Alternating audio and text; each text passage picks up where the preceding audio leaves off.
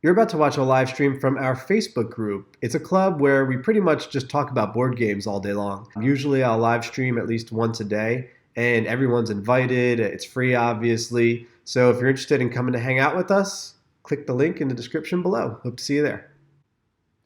Okay, today we have a fun one. I'm very excited about what I'm going to review and just kind of go over today. We had talked about it a little bit in the club before, and we are going to discuss Sherlock Holmes Consulting Detective.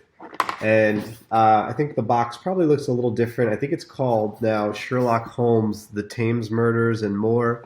And there's a magnifying glass on the cover. I'll put a link below.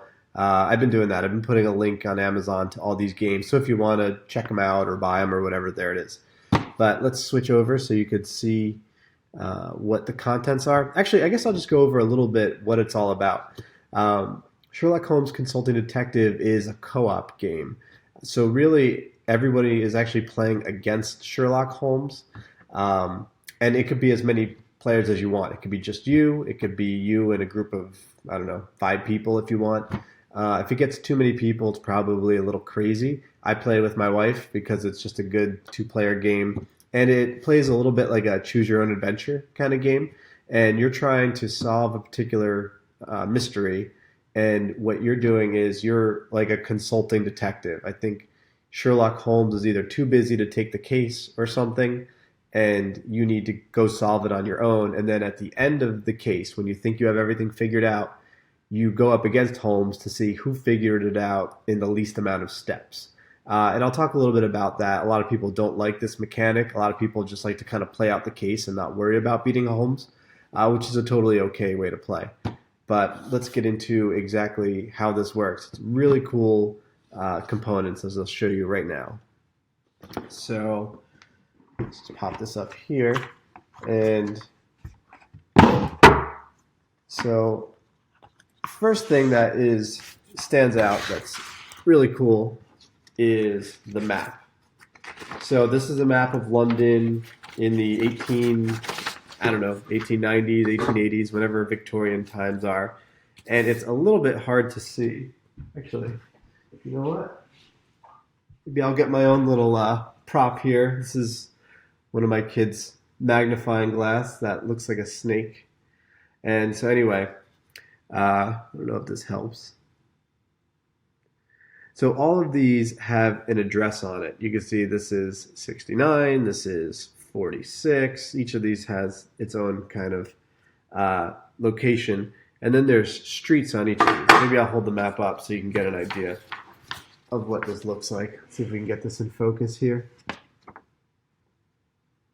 See, each of these has a number. And then if you come up here, Regent's Park and the Royal Botanic Garden. So even that has an address, 98. And these addresses are important. I'll explain that in a minute. And so there's also, I think, 6 sections. There's the Northwest, West Central, East Central, Southeast, Southwest, and I guess that's it. So what is that, 5 sections? And then there's the Thames River. And something is going on in each case. And there are 10 cases. So let me put these aside for now. So here's the rule book, and the rule book is pretty thin. It just kind of explains sort of the object of the game and some of the allies you could talk to, but that's about it. You have to figure out pretty much everything on your own. I'll go over this in a little bit. So there are 10 cases, right? And this is the first case, the munitions magnet. And magnate, however you pronounce that word. Case 1, March 12th, 1888. And they each have a date on it and a newspaper that accompanies that. So here we see it's March 12th, 1888. This is the Times. And you can see it's very big. It kind of, the print and the font and everything looks like an old school newspaper. And I don't have much light right now. You know what? Let me see if the light helps out.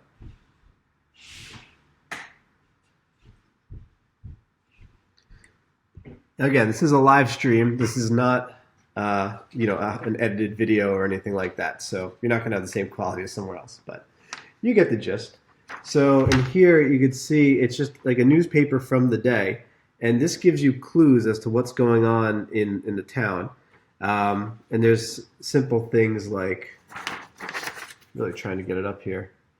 Like you can see, there's births, marriages, deaths, funerals, just kind of goings on, interesting things that happen, situations. And there's a lot of flavor text in this where you could read, and there's personal, someone found a collie dog, um, people asking for donations, and this is two-sided. So there's a lot going on here. Like I said, each case has its own newspaper that comes into play. So what you do when you start a case is you open it up, and then you read kind of a summary, and it's very in character. So it's you and a team of detectives are somehow get roped into a certain case, and Holmes can't take it for whatever reason. And so it doesn't even tell you where to start. Like in this case, someone, an ammunition manufacturer, an owner of a company, died, and they don't know why he died. They just kind of tell you like basically what they know about the case and where it happens, and then that's it. Then they send you on your way. So then, as a new person coming to the game, you're kind of wondering, well, what do I do?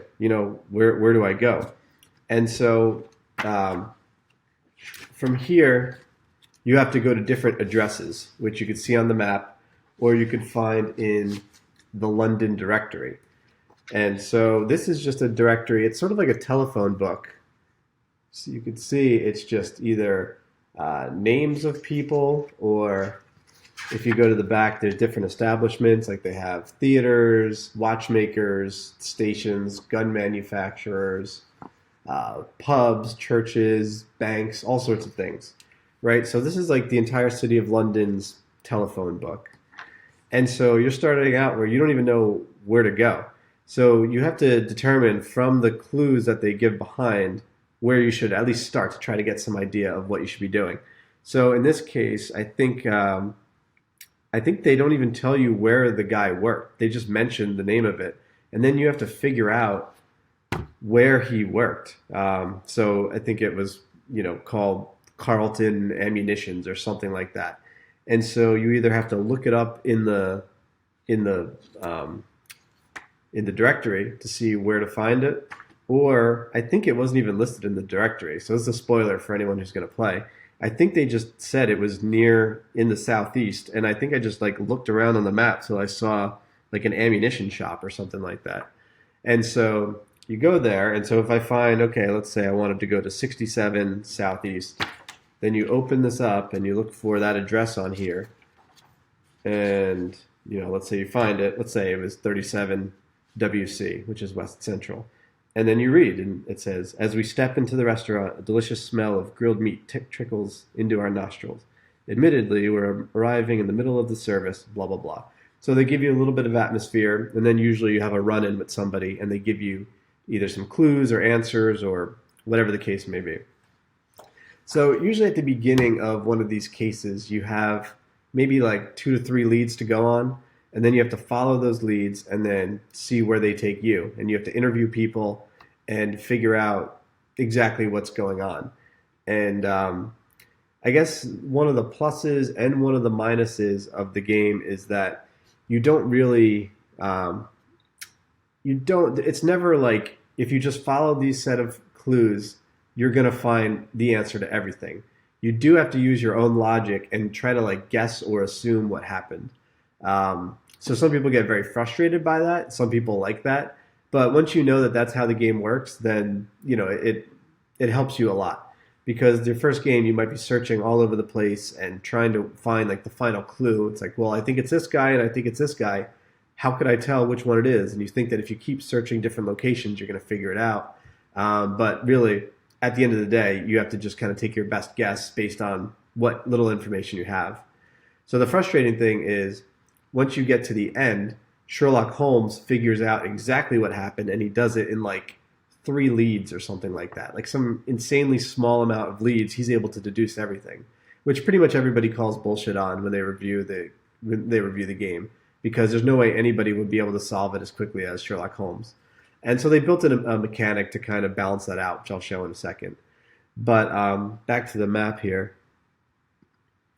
So another cool way that you could try to figure things out is by distance. And I think it's okay. There's a little scale down here where it's something like 2 inches is 15 minutes of travel time.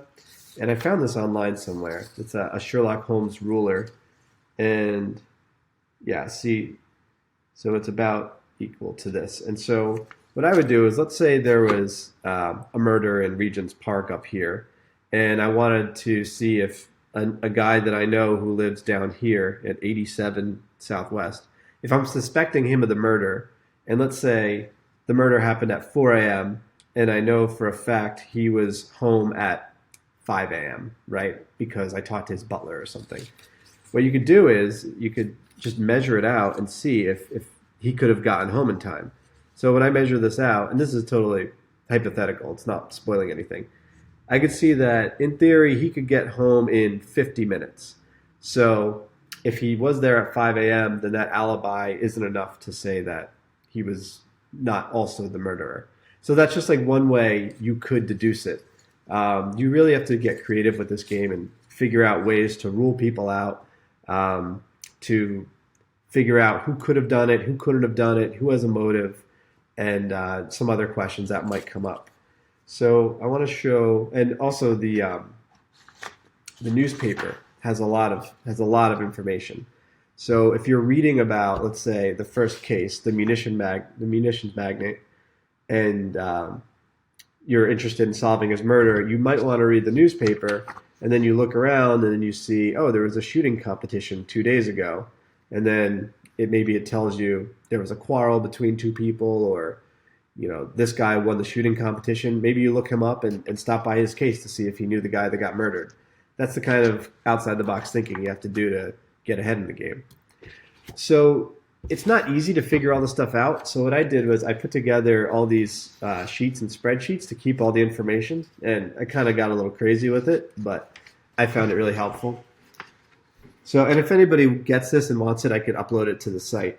But you can see here, it doesn't look great, but it's got everything. So first I list off the crime. So this one is murder, and I think this was for the second one.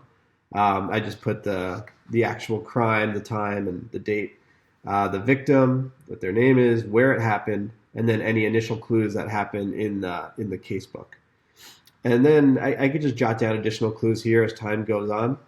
But as you talk to more and more people, or as you do more investigation, you're going to start building a list of people that you may want to investigate, but you don't necessarily want to investigate everybody, especially if you're playing for points at the end of the game. And so I have a special section here for people and places. So here's Captain Robert Jurgis. I put his age for some reason. I think it was related to this case. And then the address, so 46 Northwest. So I know if I want to investigate any of these people later on, I could just come back. I already have their address, and I could just pull open the case book and see if there's someone there. And there's not always someone there. Sometimes you think that there's a clue there, and there's not. And if it's not there, then it's just not a part of this particular case. Not every single address in London is accounted for in every single case. Only a few of them are. So you have to sort of pick and choose. So then the official kind of log of where we go is on the other side of this sheet here. So what I have, this is the first lead, second lead, all the way down. This one, we ended up using 14 leads. I do the address, I say where it is, and basically what we found out here. So I keep my clues here, and I sort of keep them on the front too. Now, especially in the case of a murder and with multiple suspects, I like to figure out who's got an alibi and who doesn't. And so that's what this sheet is. And again, most people don't do this. They just kind of keep track of it on paper, but I go a little nuts with this stuff. So here I have, in the middle is the victim. So Courtney Allen, I wrote here. And then each of these is a potential suspect or someone related. So here I have Alexander Mishkin, Lord Rogland, and then I draw a little arrow and I say, what is their relationship to the victim? What do they have to do with them? And then I jot down if they have an alibi here. As you can see there. So I jot down what their alibi is. He was at this theater, and then confirmed or denied. So what I do is if someone has an alibi, I go and double check. So if they say they were at dinner at a certain time, let's say they were at dinner at 7 p.m. last night, around the time the murders took place, then I'll go to the restaurant and I'll talk to the hostess and say, "Oh, did you see Alexander Mishkin here last night?"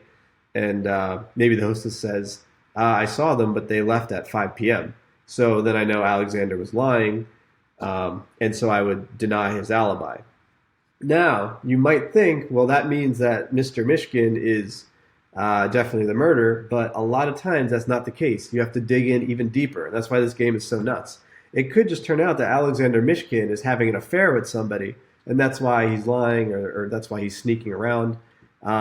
Crazy things like that, and red herrings happen all the time in Sherlock Holmes Consulting Detective. So I also have a little timeline on here. And again, this is usually like a little way too nuts for what you might need, but I like it. So I have the crime, the place, the time, the date, and then what time the murder happened or what time the body was found. And then I like to list off all the potential suspects and where they were at various points in time. So this kind of just gives me another visual of where they were in time. And then this side kind of just helps me keep track of the alibis and all that.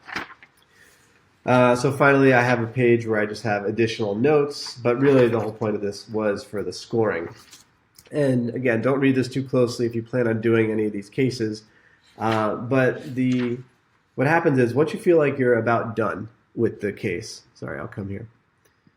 So when you feel about done with the case, like you feel like you've investigated everything you want to investigate, you have a decent idea who did it, why they did it, how they did it, and anything else that Sherlock might ask, then you flip open your book, you go to about the last page, maybe like the second to last page or so, and then you go to, it's actually called the questions page, so I'll open that up here.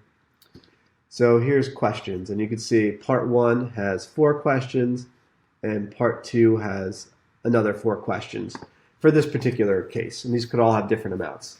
So part 1 always asks questions about the actual case, the actual murder, or it's not always a murder, whatever the case is. So for instance, this one is who killed Courtney Allen, why was he murdered, and that's, I won't read anymore just in case anybody does play it, but other things related to the case. Part 2 asks questions about other stuff going on around London at the time that you might have found out while investigating this case if you kind of got lost and chased a red herring or something like that. So it could be fun to read things about, maybe like another case, another murder, or just an interesting thing that's happening somewhere else in this case that's not directly related to the case.